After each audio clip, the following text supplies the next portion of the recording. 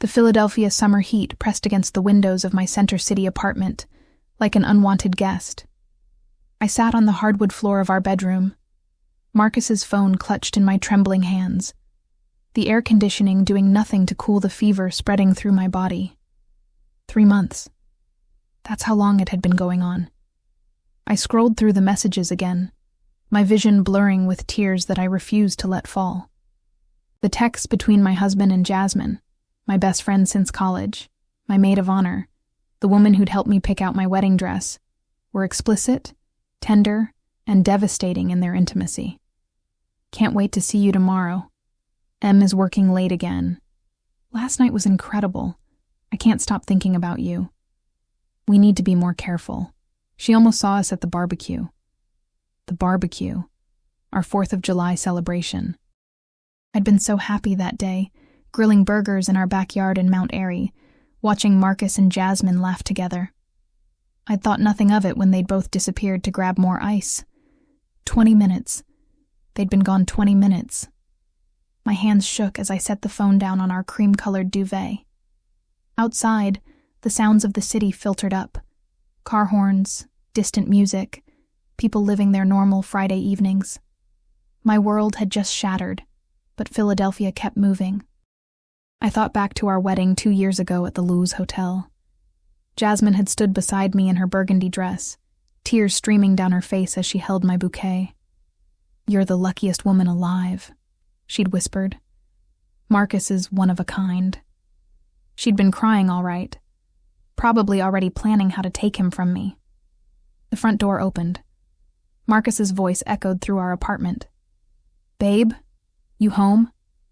I wiped my face quickly, shoving his phone under a pillow.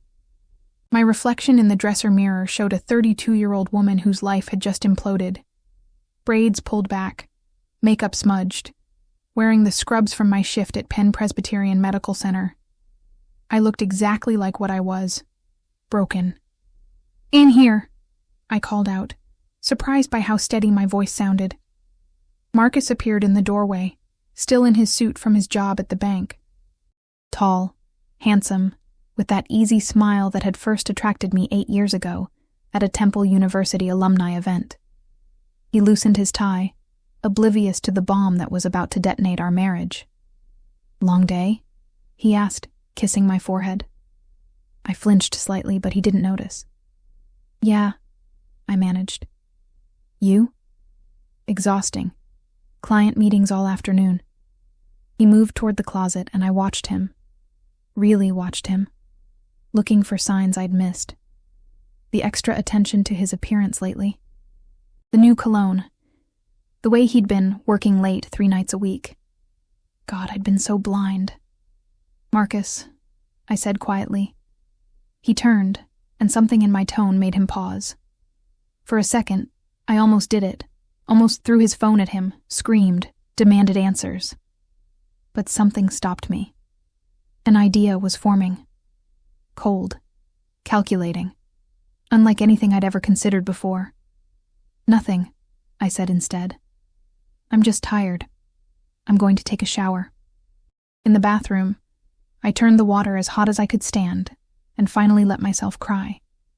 Silent, wrenching sobs that shook my entire body. But even as the tears fell, my mind was working. Jasmine and I had our weekly Sunday brunch planned tomorrow at Sabrina's Cafe. We'd been doing it for 6 years, ever since she'd moved to Philly from Atlanta.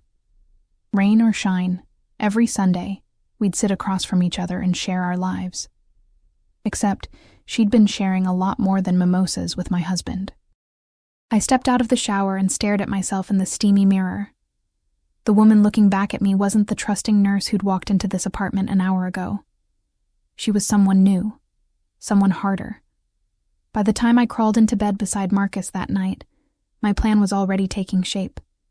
He wrapped his arm around me like he always did, and I let him, feeling the weight of his betrayal pressing down on my chest. "Love you," he murmured, already half asleep. I stared at the ceiling, listening to the sound of Friday night traffic on Germantown Avenue below. "Love you too," I whispered back. It was the last honest thing I would say to either of them for a very long time. Sunday morning arrived with that particular quality of August sunlight that makes Philadelphia feel almost golden. I met Jasmine at our usual table at Sabrina's, the one by the window overlooking Callowhill Street. She was already there, scrolling through her phone, her natural hair pulled into a high puff, wearing a sundress that probably cost more than my weekly paycheck.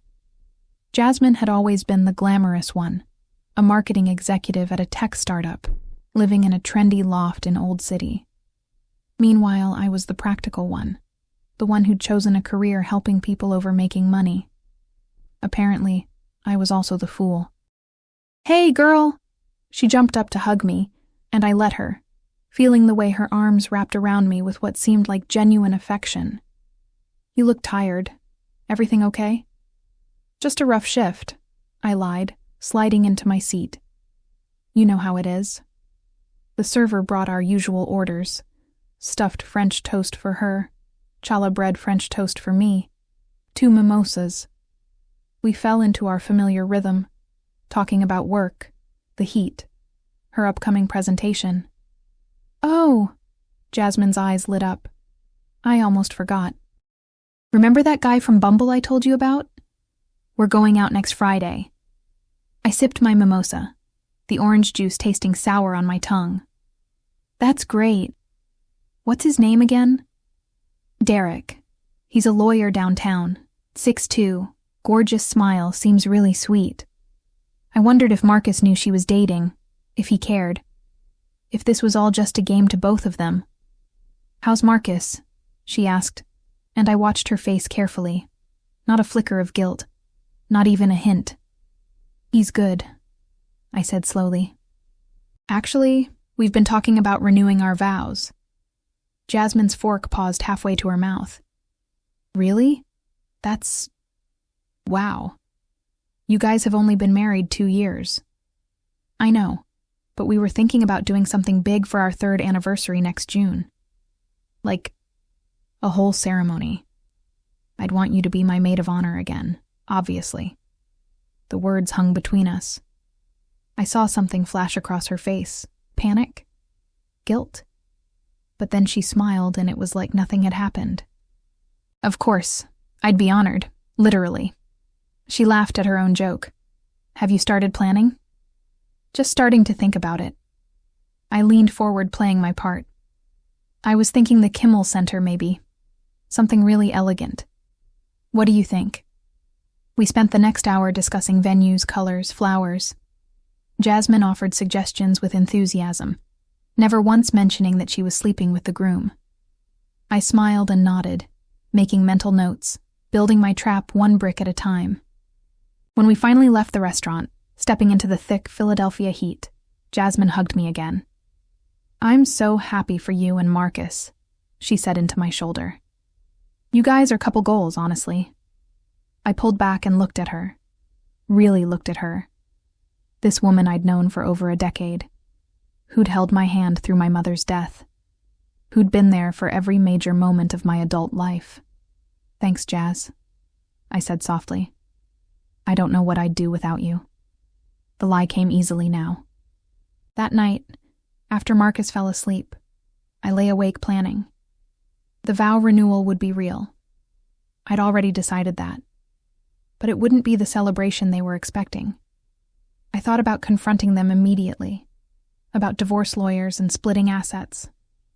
But that felt too simple, too quick. They'd both move on, probably end up together officially, and I'd be left picking up the pieces alone. No, I wanted them to feel what I felt. I wanted them to know what it was like to be humiliated, exposed, destroyed in front of everyone who mattered. And I knew exactly how to do it.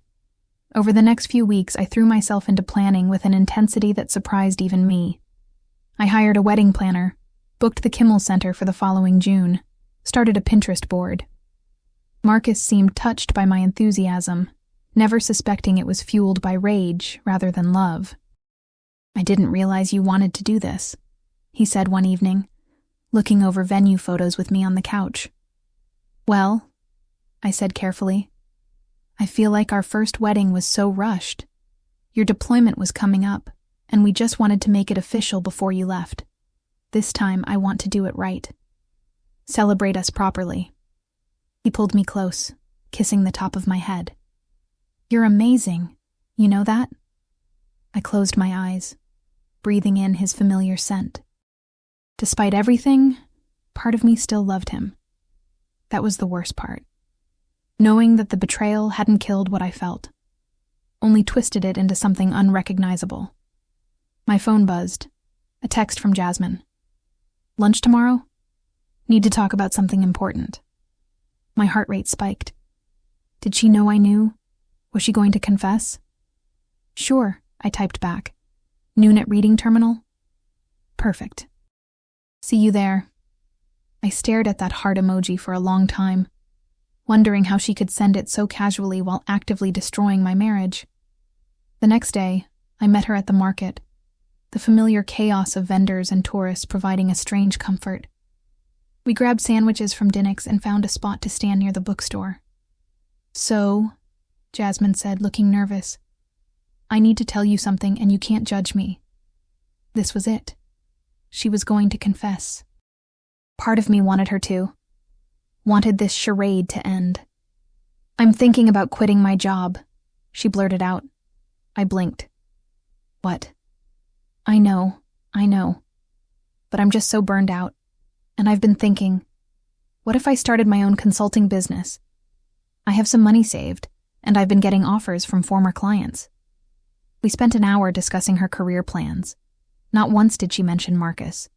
Not once did guilt seem to cross her mind. When we parted ways, she hugged me tight.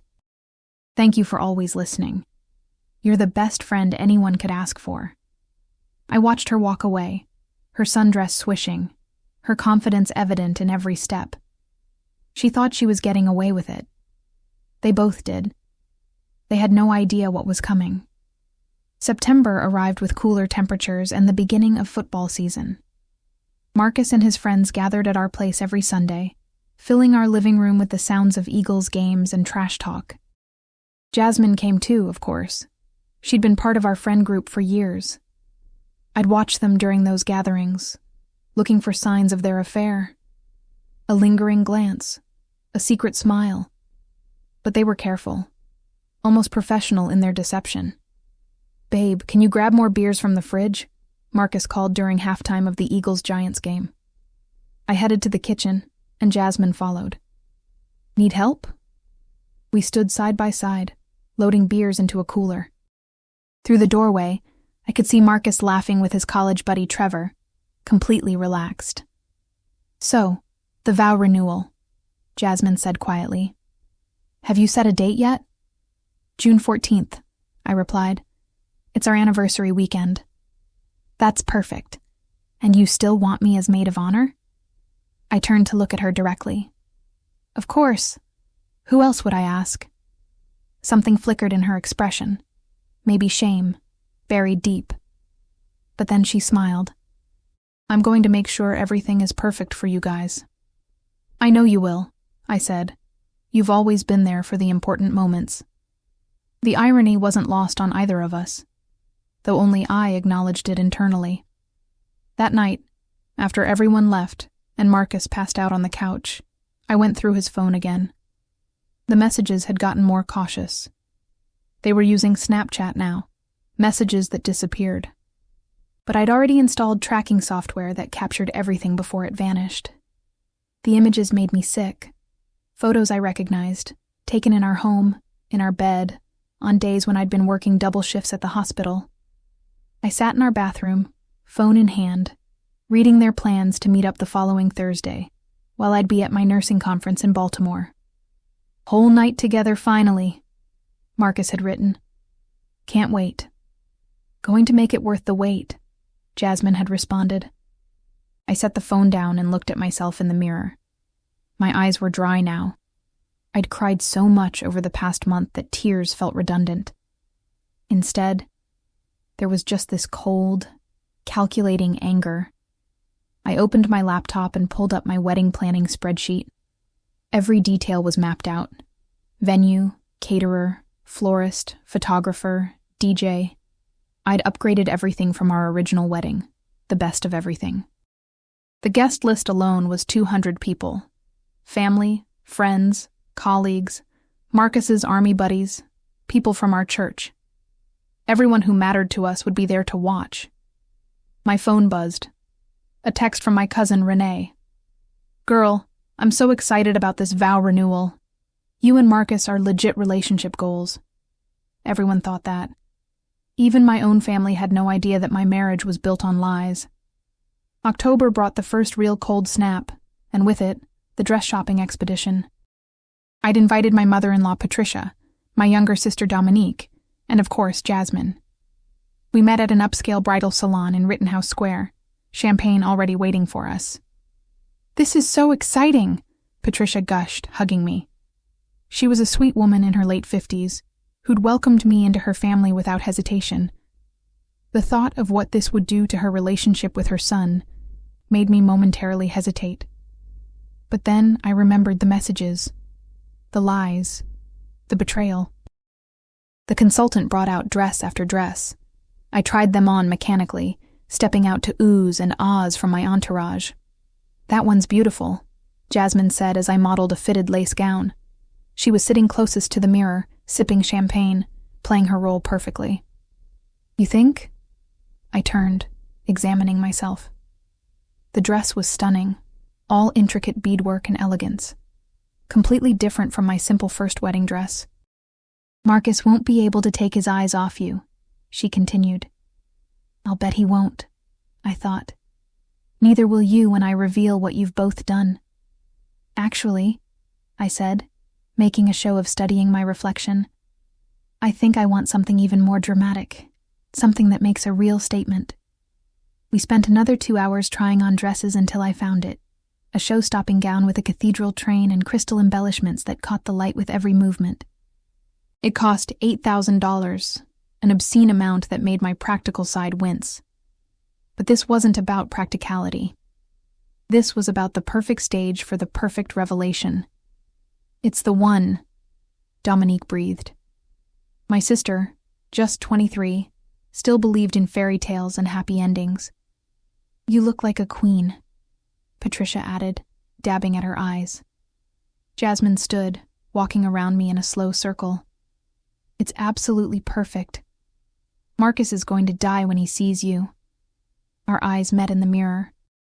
For just a second, I let her see something real in my expression. A flash of the pain, the anger, the knowledge. But she looked away first, and the moment passed. "I'll take it," I told the consultant. As we left the salon, stepping into the crisp October air, Jasmine linked her arm through mine. "I'm so happy for you. You deserve all the happiness in the world." "So do you," I replied. "And I'm going to make sure you get exactly what you deserve." She laughed, thinking I was being sweet. She had no idea I meant every word. November was consumed with planning details. I met with caterers, florists, the photographer. Every vendor got the same speech. I wanted perfection. No detail was too small. Money was no object. Marcus seemed bemused by my intensity. "Babe, it's just a vow renewal. We don't have to go this big." "I want to," I insisted. "I want everyone to see how much I love you, how committed I am to our marriage." The irony made me want to laugh hysterically, but I kept my composure. I'd also started seeing a therapist, Dr. Washington, a black woman in her 50s with kind eyes and a no-nonsense attitude. I couldn't tell her the whole truth, of course, but I told her enough. "I discovered my husband is having an affair," I'd said during our first session in her office near University City. "And you're planning to confront him?" she'd asked. "Eventually, but not yet. I'm processing." That was the truth. Every day I processed what had been done to me. Every night I refined my plan. The therapist thought I was working through my grief to prepare for divorce. She didn't know I was planning something far more elaborate. "Have you considered what this is doing to your mental health?" Dr. Washington asked during one session. "Carrying this knowledge while pretending everything is fine?" "I'm managing," I said. "Are you? Because from what you're describing, You're planning an elaborate vow renewal while knowing your marriage is over. That's not processing, Nadia. That's something else. She was right, of course. I knew it wasn't healthy. But I didn't care about healthy anymore. I cared about justice. By Thanksgiving, the invitations were ready to mail. Elegant cardstock with gold lettering, inviting our loved ones to celebrate the renewal of our vows on June 14th at the Kimmel Center. We spent Thanksgiving at Patricia's house in Germantown with Marcus's extended family. The whole day was a performance. Me and Marcus as the happy couple, Jasmine as the devoted best friend. During dinner, Marcus's uncle made a toast. To my nephew and his beautiful wife, may you have many more years of happiness together. Everyone raised their glasses. I raised mine too, catching Jasmine's eye across the table. She smiled at me, warm and genuine. 6 more months, I thought. Just 6 more months. December brought the chaos of the holidays and my most challenging moment yet. Marcus had apparently told Jasmine that he wanted to end things between them. I knew because I read their argument in the messages. I can't keep doing this to her, Marcus had written. Nadia doesn't deserve this. So what? You're just going to keep pretending? Jasmine had responded. Living a lie? I never should have started this. It was a mistake. A mistake? We've been together for 6 months, Marcus. That's not a mistake, that's a relationship. I love my wife. You don't act like it. The messages went back and forth, heated and painful to read. Apparently Marcus had developed a conscience. Too little, too late. But it complicated things. If he ended the affair, if he recommended couples therapy, if he confessed, my entire plan would unravel. I needed them to continue. At least until June. The solution came to me during a late shift at the hospital. I was treating a patient who'd tried to save her marriage through grand gestures, not realizing her husband had already checked out emotionally. I should have paid attention to what he did, not what he said, she'd told me sadly. Exactly. That evening, I did something I'm not proud of. I texted Jasmine from a burner phone, pretending to be someone from Marcus's past.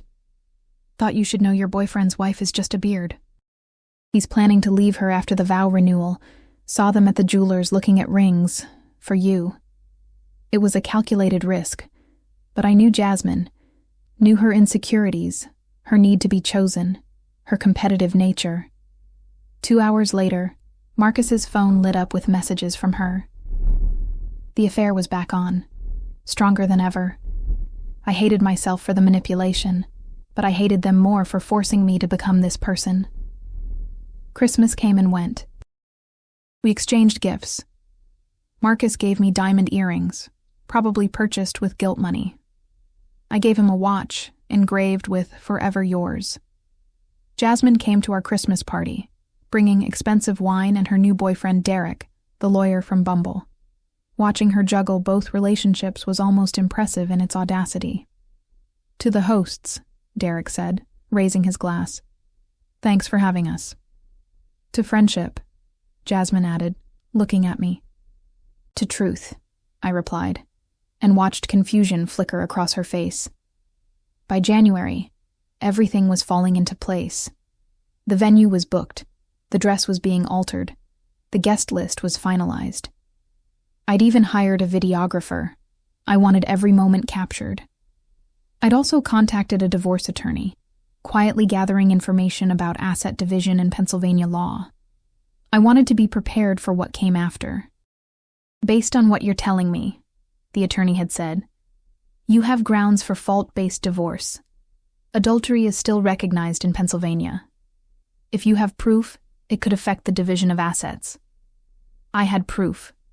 Screenshots, recordings, timestamps, locations, months' worth of evidence. Good, I'd said. I want to make sure I'm protected. But that was for later. First came the reckoning. Marcus had noticed my mood improving. You seem happier lately, he commented one evening. I am, I said honestly. I feel like everything is coming together. He pulled me close, and I let him. In some twisted way, I still loved him. still remembered the man I'd married, even if he didn't exist anymore. "I love you," he murmured. "I know I don't say it enough, but I do." "I know," I replied.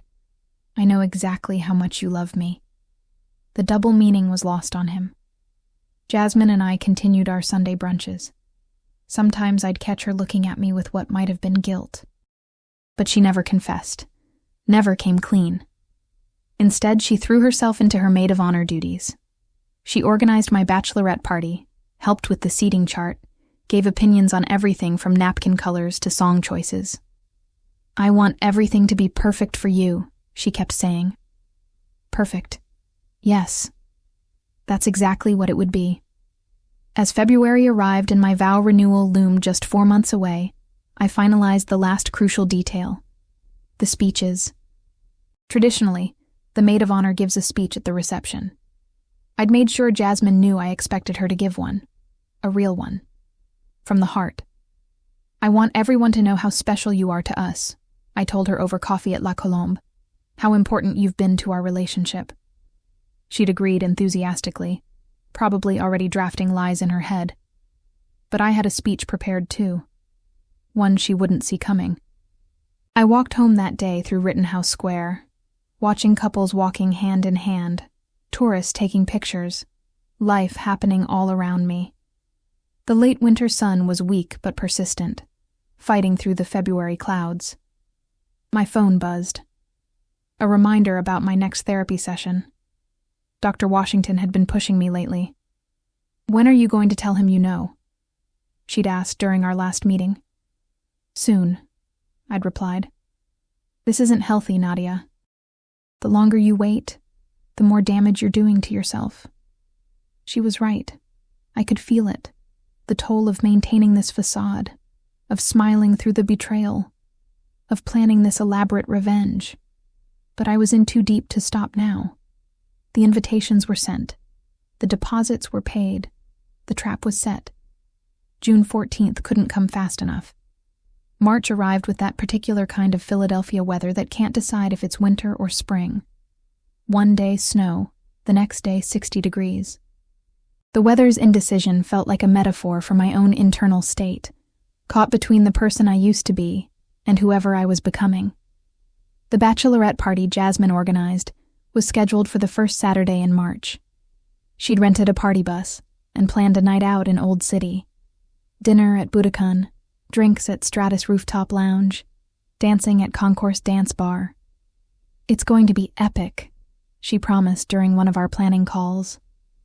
"A night you'll never forget." She had no idea how right she was. The night started at my apartment, where 15 of my closest friends gathered for pre-game drinks. My cousin Renee, my co-workers from the hospital, college friends, my sister Dominique, and Jasmine, of course, orchestrating everything with the enthusiasm of someone who wasn't actively destroying the bride-to-be's life. She'd ordered custom sashes, mine read Bride in Rhinestones, hers said Maid of Honor. The irony of that title wasn't lost on me as I watched her adjust it in my bathroom mirror. "You look amazing," she said, turning to me. "Marcus is going to regret letting you out of his sight tonight." "I doubt that," I replied, thinking of the text I'd seen that morning where he'd told her he'd make it up to her for having to skip the bachelorette party. The party bus was excessive. Leather seats, a full bar, neon lights, music pumping. We rolled through the streets of Philadelphia like a mobile celebration. 15 women who had no idea they were celebrating a funeral instead of a wedding. At dinner, Jasmine stood to make a toast. The restaurant noise faded as everyone turned to listen. "I've known Nadia for over 10 years, she began, her voice steady and warm. "She's the most loyal, kind, genuine person I know. The day she married Marcus, I cried because I was so happy she'd found someone who deserved her." I watched her face as she spoke, looking for cracks in the performance. But she seemed sincere. Maybe she even believed what she was saying. Maybe she'd compartmentalized so completely that she could hold both truths, best friend and betrayer, without cognitive dissonance. "To Nadia," she finished, raising her glass. "May your second wedding be even more amazing than your first." Everyone drank. I drank too, the champagne bitter on my tongue. The rest of the night blurred together. Dancing at the rooftop bar, the city lights spreading out below us. More drinks, more toasts. My sister pulling me aside at one point, tipsy and emotional. "I'm so glad you and Marcus are doing this," Dominique said. "You guys give me hope that real love exists." I hugged her tight, breathing in her familiar scent. "It does exist," I told her. "Just not where you think." Around 2 a.m, I found myself in the bathroom at Concourse, staring at my reflection. My makeup was smudged, my feet hurt from dancing in heels, and I was definitely drunk. But beneath the alcohol and exhaustion, there was still that cold, clear anger. Jasmine stumbled in, giggling. "There you are. Everyone's looking for you." We stood side by side at the mirror, fixing our makeup. Two best friends. Or the ghost of what we used to be. "Thank you for tonight," I said. "It was perfect. Anything for you." She bumped her shoulder against mine affectionately. "You're like my sister Nadia. You know that, right?" The words should have hurt more than they did. But I'd become numb to the individual betrayals. They all blended together now into one massive wound. "I know," I said softly. "And that's why this is going to be so much harder." She didn't hear me over the music. Or maybe she did and didn't understand. Either way, she grabbed my hand and pulled me back to the dance floor, where our friends were still celebrating. I danced with them. Danced like I was happy. Like I was excited about my vow renewal. Like my whole world wasn't built on lies. And for a few hours, pretending was almost easier than remembering. April brought warmer weather and the final fittings. My dress was ready, adjusted perfectly to my measurements. Jasmine's bridesmaid dress, a deep burgundy gown that complemented her skin tone beautifully, fit like it was made for her. We stood together in the bridal salon, both in our dresses, while the seamstress fussed over last-minute details. "You two look stunning," the consultant gushed. "The photos are going to be gorgeous." Oh, the photos were definitely going to be memorable. Marcus and I had our final meeting with the minister, Reverend Thompson from Bethel AME Church, where we'd been married the first time. He was a grandfatherly figure in his 60s, who believed deeply in the sanctity of marriage. "I have to say," he told us sitting in his office, "it's refreshing to see a young couple so committed to recommitting. Most people your age are too focused on themselves to appreciate what they have." Marcus reached for my hand, squeezing it. "Nadia's the best thing that ever happened to me. I want everyone to know that." I squeezed back, smiling at the Reverend. We both believe in second chances, in renewal, in truth. "Amen to that," Reverend Thompson said. We went over the ceremony details, the vows, the order of service, the timing. Everything was set. That night, Marcus was especially affectionate. We made love for the first time in weeks, and I let myself pretend, just for those moments, that everything was okay. That we were the couple everyone thought we were. Afterward, as he slept, I lay awake thinking about the enormity of what I was about to do. In 2 months, I would stand in front of 200 people and detonate my entire life. Dr. Washington had been warning me for weeks. "You need to consider the consequences," she'd said during our last session. "Not just for them, but for you. This kind of public humiliation. It's going to hurt everyone, including yourself." "I know," I'd replied. "And you're okay with that?" Was I? I wasn't sure anymore. The anger that had sustained me for months was starting to feel heavy, exhausting. But I was too far in to stop. "I have to see this through," I told her. She'd looked at me with something like sadness. "I hope you find what you're looking for at the end of this." So did I. May was a countdown. 30 days, 20 days, 2 weeks. Each day brought me closer to the moment of truth. The rehearsal dinner was scheduled for June 13th at an Italian restaurant in South Philly, Ralph's, a family institution that had been serving Italian-American food since 1900. Intimate, traditional, perfect. Jasmine had helped me plan every detail, from the menu to the wine selection. She'd even given input on the seating chart, making sure she was positioned prominently as maid of honor. "I still can't believe it's almost here," she said during one of our final planning sessions. We were sitting in my living room, going over the timeline for the actual day. "I know," I replied. "It feels surreal." She looked at me then. Really looked at me. "Are you happy, Nadia? Like, really happy?" The question caught me off guard. For a second, I considered telling her everything, ending the charade right there. Instead, I said, "I'm exactly where I need to be." She seemed satisfied with that answer. The week before the wedding was chaos. Final confirmations with vendors. Last-minute alterations. The rehearsal at the Kimmel Center, where we walked through every moment of the ceremony. Standing on that stage, looking out at the empty seats that would soon hold everyone I knew, reality hit me. This was happening. No turning back. Marcus stood beside me, handsome in his suit, practicing his vows. "I promise to love you, honor you, and cherish you for all the days of my life." The words sounded hollow. Maybe they always had been. Jasmine stood where she would stand during the actual ceremony, holding a bouquet of fake flowers the coordinator had provided. She caught my eye and smiled encouragingly. One more week. That's all I had to hold it together for, one more week. The night before the wedding, I couldn't sleep. I lay in bed in my childhood bedroom at my parents' house in West Philly. Tradition dictated that the bride and groom spend the night before apart. My phone lit up with a text from Marcus. "Can't wait to see you tomorrow. I love you."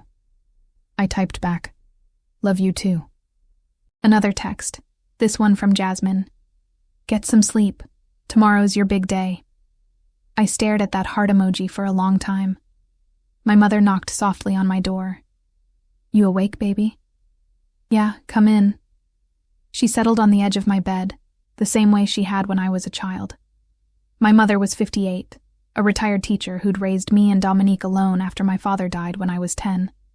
She was strong, practical, and fiercely protective of her daughters. "You seem tense," she observed. "Pre-wedding jitters?" I almost told her. Almost unloaded everything right there, but I couldn't, not yet. "Just thinking," I said instead. "About?" "Truth. Justice. What we owe the people we love." My mother studied me in the dim light. "That's heavy thinking for the night before your wedding." "I know." She was quiet for a moment. Then, "Whatever happens tomorrow, baby, know that I love you. And I'm proud of the woman you've become." Tears pricked my eyes.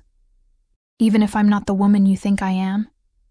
"Especially then," she said.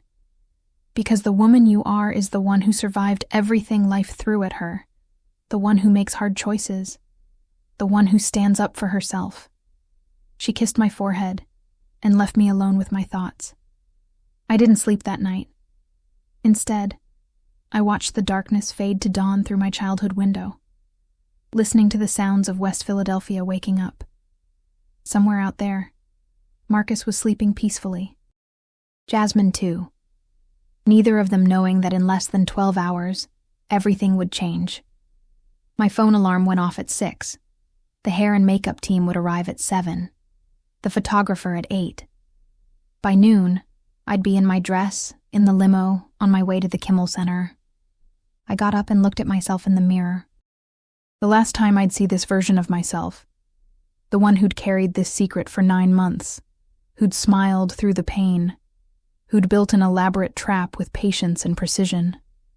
After tomorrow, I'd be someone else entirely. I was ready. The suite at the Kimmel Center was chaos by 10 a.m. My mother, sister, cousins, and closest friends filled the space, champagne flowing, music playing, everyone in various stages of getting ready.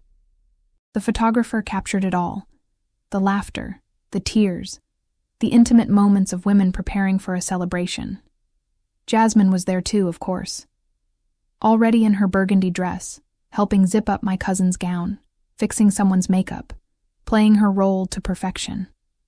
"Let me see the bride," someone called out. I stepped out of the changing area in my $8,000 gown, and the room went silent. Then erupted in cheers and tears. "Oh my God," Dominique breathed, her hand over her mouth. My mother's eyes filled with tears. "You're so beautiful, baby." Jasmine approached slowly, her expression unreadable. When she reached me, she took both my hands in hers. "Nadia," she whispered, "you look like an absolute queen." "Thank you," I said. "For everything. For being here. For being you." Something flickered in her eyes. Guilt? Fear? Recognition of the double meaning in my words? But then the moment passed, and she was hugging me, careful not to wrinkle either of our dresses. The photographer captured it all, the best friend and the bride, the betrayer and the betrayed. Frozen in time, smiling for the camera. At 11:30, we loaded into the limos. The ceremony was at noon, followed immediately by the reception in the building's grand ballroom. I'd planned it that way intentionally. No break between ceremony and reception. No chance for anyone to escape before the main event. The ride to the ceremony felt surreal. I watched Philadelphia pass by outside the tinted windows. The city where I'd built my life, where I'd fallen in love, where everything had fallen apart. My mother sat beside me holding my hand. "You okay, baby?" "Yeah," I said. "I'm exactly where I need to be." We arrived at the Kimmel Center, that stunning modern building in the heart of the city. 200 guests were already inside, waiting. Family, friends, colleagues, people from our church, Marcus's army buddies. Everyone who mattered to us. Everyone who was about to witness something they'd never forget. I could hear the string quartet playing as we entered through the side entrance. The ceremony was set up on the main stage, with seats arranged theater style. Elegant, beautiful, expensive, worth every penny. My bridesmaids lined up, my sister, my cousins, my co-workers, and at the front, Jasmine, my maid of honor, my best friend, my husband's mistress.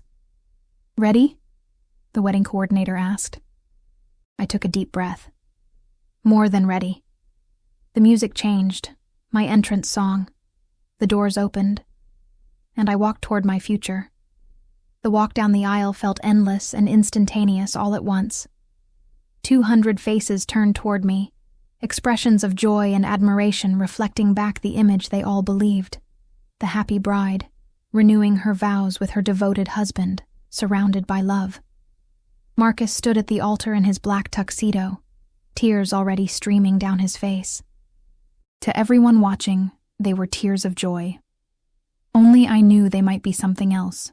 Guilt, perhaps, buried so deep he'd convinced himself it didn't exist.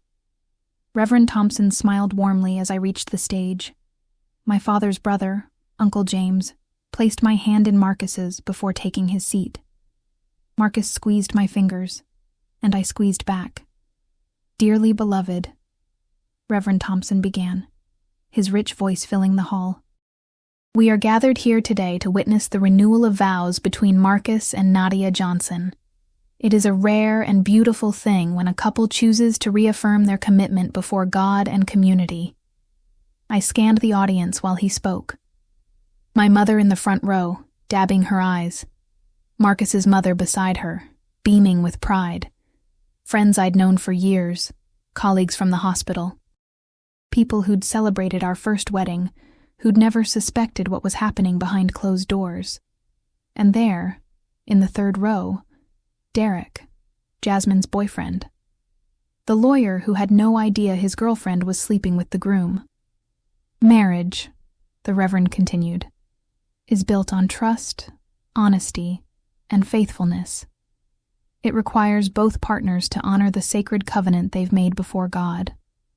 Marcus's hand trembled slightly in mine. Was he thinking about Jasmine? About the covenant he'd broken? The ceremony proceeded according to plan. Scripture readings, a hymn performed by the church choir. Marcus's cousin reciting a poem about eternal love. Then came the vows. "Marcus," Reverend Thompson prompted, "you may recite your vows to your wife." Marcus turned to face me fully, both my hands in his now. He'd written his own vows. I'd insisted on it. "Nadia," he began, his voice thick with emotion. "2 years ago, I promised to love you for the rest of my life. Today, I want to renew that promise. You are my best friend, my partner, my home. You've stood by me through deployments and difficult times. You've been patient when I didn't deserve patience, loving when I didn't deserve love." The irony of his words made my stomach turn. "I promise to be the husband you deserve," he continued. "To honor you, cherish you, and remain faithful to you all the days of my life. I love you more than words can express." The audience murmured appreciatively. Several people were crying. "Nadia," Reverend Thompson said, "your vows." This was it, the moment I'd been planning for 9 months. I looked into Marcus's eyes, those eyes I'd once trusted completely, and began. "Marcus, when we married 2 years ago, I believed in fairy tales. I believed in forever. I believed that the promises we made were sacred and unbreakable." He smiled, not yet sensing where this was going. "Over the past 2 years, I've learned a lot about marriage, about trust, about the difference between the promises people make and the actions they take." A slight furrow appeared between his eyebrows. "I've learned that sometimes the people closest to us are the ones who hurt us most deeply. That betrayal doesn't always come from strangers. It comes from those we love and trust." His smile faltered. In the audience, I saw my mother sit up straighter, sensing a shift in tone. "So today, instead of renewing vows that have already been broken, I want to do something different. I want to tell the truth." "Nadia," Marcus whispered, but I pulled my hands from his. "For the past 9 months, I've known about your affair with Jasmine." The gasp that went through the hall was almost physical. 200 people inhaling shock simultaneously. I turned to look at Jasmine, standing frozen in her burgundy dress, her bouquet dropping from her hands. "My best friend," I continued, my voice steady and clear in the perfect acoustics of the hall. "My maid of honor, the woman I trusted more than anyone, has been sleeping with my husband for over a year." "This isn't—" Marcus started, but I held up my hand. Don't insult me further by lying. I have texts, photos, timestamps, months of evidence. I know about the hotel rooms, the afternoons in our home, in our bed, while I was working double shifts at the hospital. I know everything." Jasmine's face had gone gray. Derek stood up in the audience, staring at her with dawning horror. "You all came here today thinking you were celebrating love," I said, addressing the whole room now. "But I brought you here for something else. I brought you here to witness the truth, to see what's been happening behind the smiles and the perfect couple facade." My mother had tears streaming down her face, but they weren't happy tears anymore. "For 9 months, I've played along. I've planned this wedding, smiled through brunches with Jasmine, pretended not to know that every "I love you" from my husband was a lie. Do you know why? Silence. 200 people held their breath. Because I wanted you all to see. I wanted everyone who told me how lucky I was, how perfect we were together, how Marcus was one of a kind. I wanted you all to know the truth. That sometimes the people we idealize are just good actors. That sometimes the fairy tale is actually a horror story. I turned back to Marcus. His face was red, tears flowing freely now, but whether from shame or being caught, I couldn't tell. "You want to renew our vows?" I asked him. "Fine. Here's my vow. I vow to never let someone make me feel worthless again. I vow to never ignore my intuition. I vow to love myself enough to walk away from people who don't deserve me." I reached into my bouquet, the stunning arrangement of white roses and calla lilies, and pulled out the envelope I'd hidden there. Divorce papers, already signed by me, just needing his signature. "I'm done pretending," I said, handing him the envelope. "We're done." Then I turned to Jasmine, who was crying openly now, mascara running down her face. "And you," I said, my voice harder now. "You want to give a maid of honor speech? Here's your chance. Tell everyone how you've honored our friendship." "Nadia, please," she whispered. "I'm so sorry. I never meant—" "You never meant to get caught," I interrupted. "There's a difference." Derek was making his way toward the stage now, his lawyer brain probably processing the implications. Marcus's mother was sobbing. My uncle stood up, ready to intervene if needed. But I wasn't done. "I spent 9 months planning the perfect revenge," I told them all. "I wanted to humiliate them the way they humiliated me. I wanted everyone to see their betrayal. And yes, part of me enjoyed it, enjoyed watching them squirm, watching them think they were getting away with it. I looked out at the sea of shocked faces. But standing here now, I realize something. This doesn't make me feel better. It doesn't undo what they did. It doesn't heal the hurt. All it does is spread the pain around. Now you all have to carry this knowledge. You all have to choose sides. You all have to watch your friends' relationships implode in real time." My voice cracked for the first time. "So I want to apologize. To my mother, who deserved better than to watch her daughter's marriage end this way. To Marcus's mother, who's a good woman who doesn't deserve to see her son like this. To all of you who came here expecting a celebration and got a public execution instead. I took off my wedding ring, the one I'd worn for 2 years, and set it on the podium where my vows were supposed to be. This wasn't justice," I said quietly. "This was just pain, and I'm done with pain." I turned to walk off the stage, but Marcus grabbed my arm. "Nadia, wait, please. We can talk about this. We can go to counseling. I'll end things with Jasmine. I'll do whatever it takes." I looked at his hand on my arm, then at his face. The man I'd loved. The man who destroyed that love. "You should have thought about that 9 months ago," I said. "Or a year ago. Or the first time you texted her. Or the first time you kissed her. Or the first time you had sex with her in our bed." I pulled my arm free. "I deserve better than someone who only wants to change when they get caught." This time when I walked away, he didn't stop me. The aftermath was chaos. I made it to the bridal suite before my knees gave out. My mother and sister were right behind me, along with my cousin Renee. "Baby," my mother said, kneeling beside me as I sat on the floor in my $8,000 dress. "Oh, baby." I couldn't cry. I'd thought I would. Thought the release would be cathartic. But I just felt empty. Outside I could hear raised voices. Marcus and Jasmine arguing. Derek demanding answers. Guests leaving in confusion. The wedding coordinator trying to manage the situation. "What do you need?" Dominique asked. "What can we do?" "I need to get out of this dress," I said, "and I need to go home." They helped me change into the street clothes I'd brought, jeans and a t-shirt, such a stark contrast to the bridal gown now pooled on the floor. My mother carefully removed my veil, her hands gentle. "I'm proud of you," she said quietly. "For what? For imploding my life in front of 200 people? For standing up for yourself? For refusing to accept less than you deserve?" There was a knock at the door. My uncle's voice. "Nadia, Marcus wants to talk to you."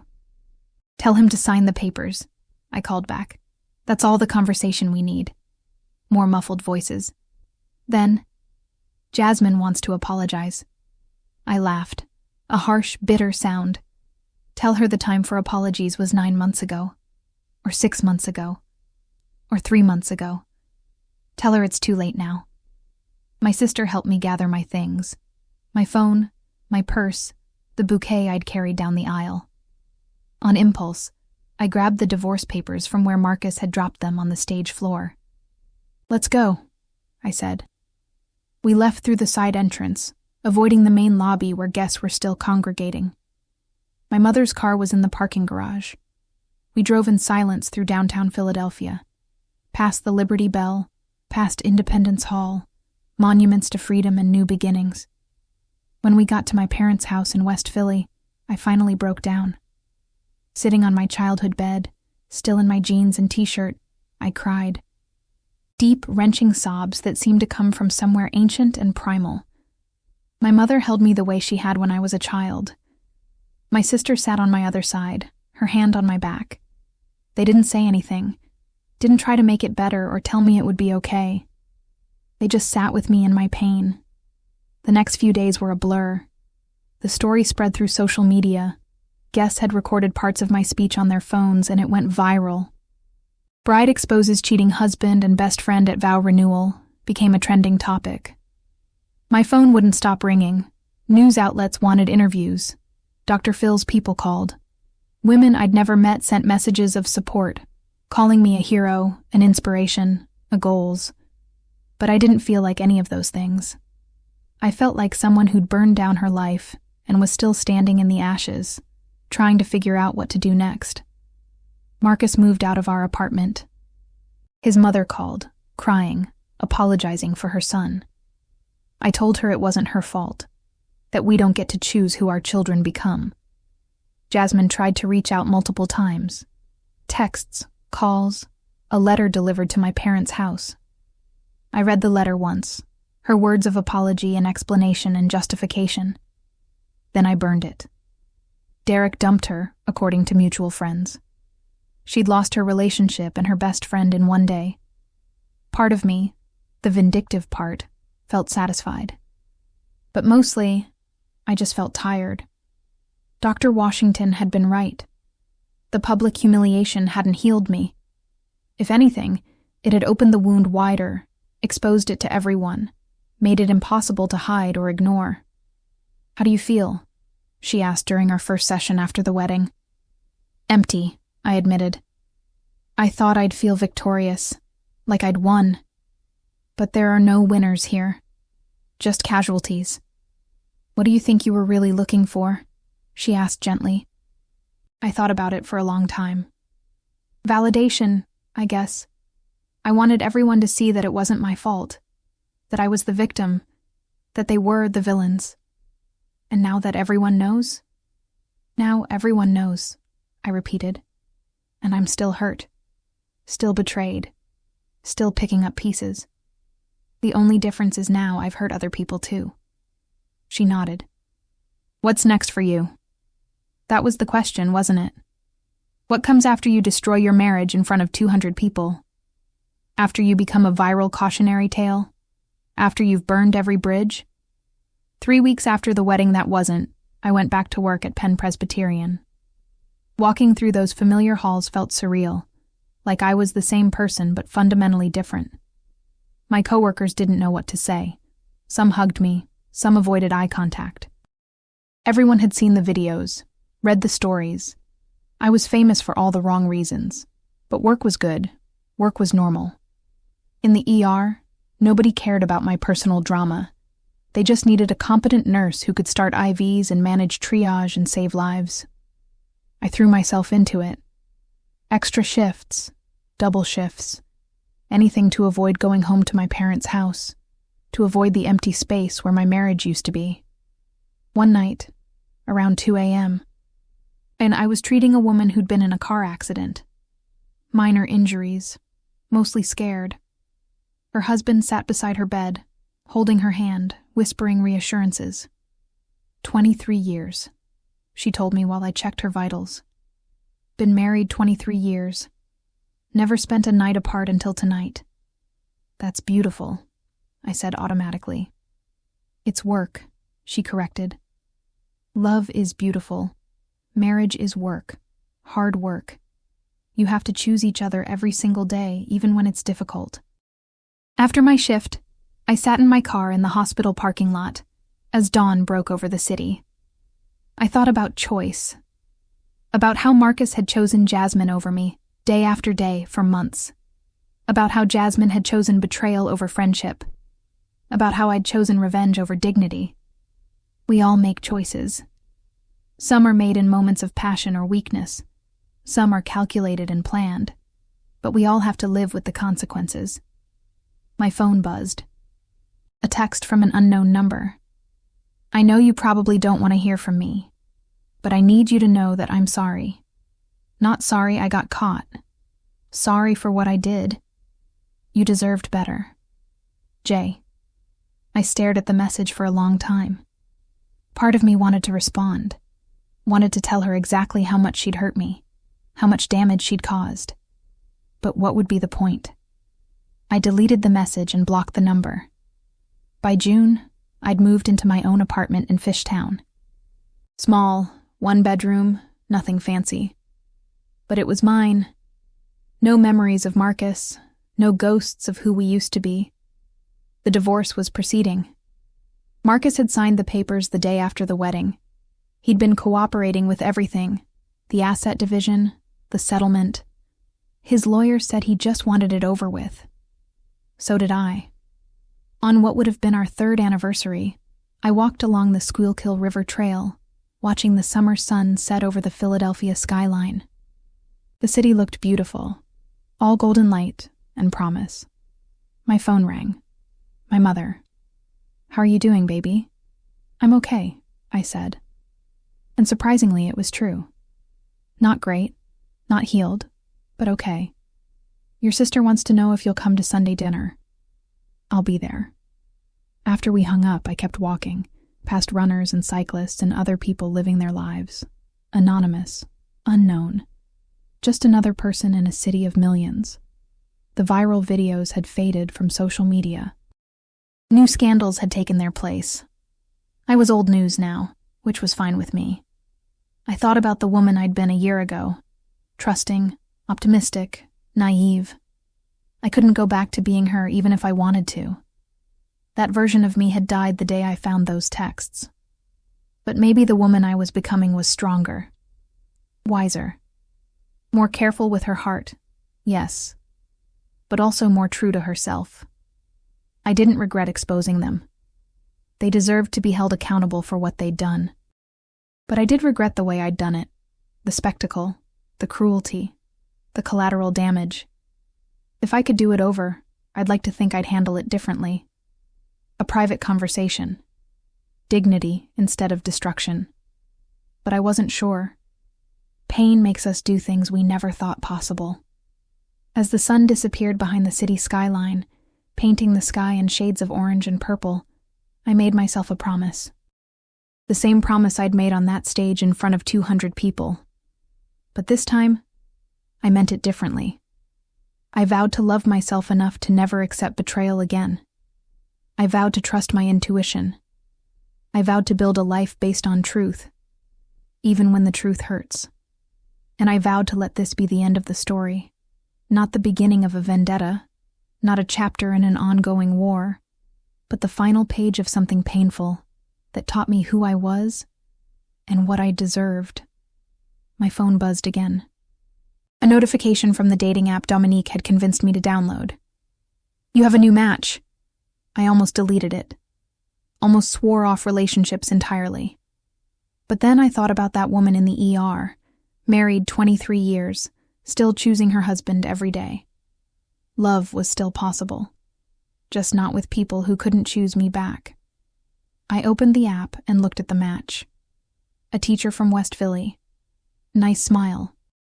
Profile mentioned loving dogs and Sixers games and honest communication. Maybe. Someday, when I was ready. But for now, I was content to walk along the river as the city lights began to twinkle on. One woman among millions, carrying her scars and her strength in equal measure, learning how to be whole again. The wedding that wasn't had ended. But my life, the real one, the one I was building on truth instead of lies, was just beginning. 6 months later, I sat in a coffee shop in Manayunk, laptop open, working on something unexpected. I'd started writing. Not about revenge or betrayal, but about healing. About the messy, complicated process of rebuilding yourself after everything falls apart. A publisher had reached out after seeing an essay I'd written for a women's website. They wanted me to expand it into a book, a memoir about betrayal, accountability, and finding yourself on the other side of devastation.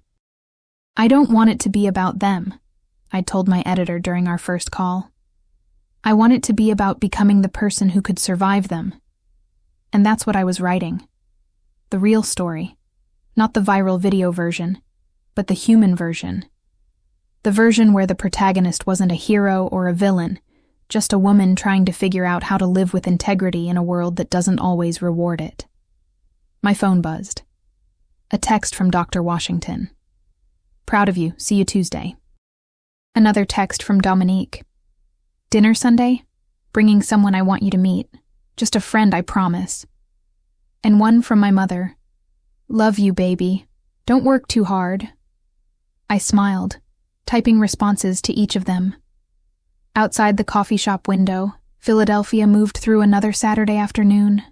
People shopping, couples walking hand in hand, families pushing strollers. Life continuing, as it always does. Marcus and I had finalized the divorce last month. I'd heard through mutual friends that he'd moved to New York, starting over.